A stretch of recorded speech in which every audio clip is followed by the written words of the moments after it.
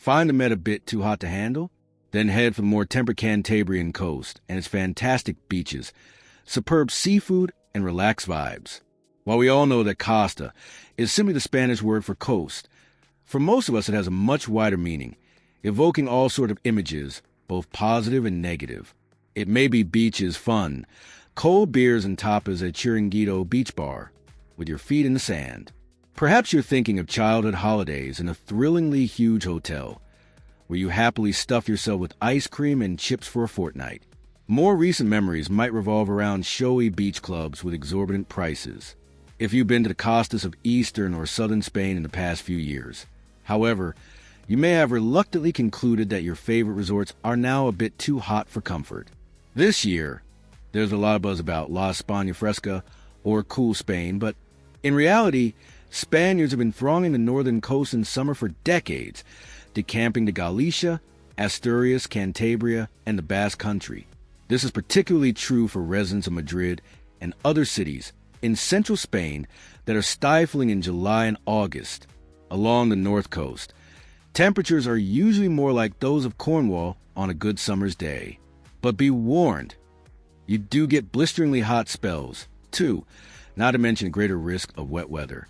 I have trudged along beaches in driving rain in June, but enjoyed glorious sunshine and delicious swims well into September. One of my favorite chunks of northern Spain is the Costa Trasmiera in Cantabria. If you are trying to cut down on flying, it has the advantage of being easy to reach by Brittany ferries from Portsmouth or Plymouth to Santander, the regional capital, or from Portsmouth to Bilbao, an hour's drive away. Sailing into the Bay of Santander, your eyes are drawn to the city, framed by its string of beaches, rising up on your right. Look left, however, and the view is rural rather than urban. A long spit of glittering sand, El Puntal, protrudes into the bay, with a green landscape stretching out behind it to the east. This is the Costa Trasmiera, a stretch of about 30 miles 50 kilometers, between Santander and the fishing town of Santona. A car is really useful to get to different beaches along the coast, but there are buses from Santander to main places, such as Somo, Noja, and Santona. With a car, you are only likely to be traveling short distances each day, so using an EV is no problem. If you like the look of El Puntal as you are arriving, you can jump on a little ferry across the bay.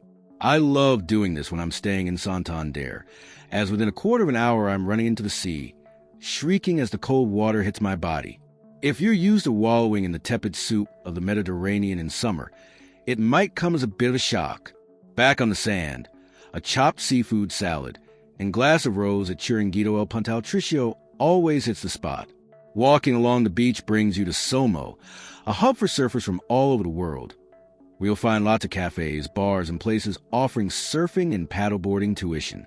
Hotel Bemen Playa doubles from €90 room only, is in the thick of things if you fancy staying for a few days. Heading east along the coast, it's one superb beach after another. Loreto, Langer, Galazano, Antuerda, Cuberis.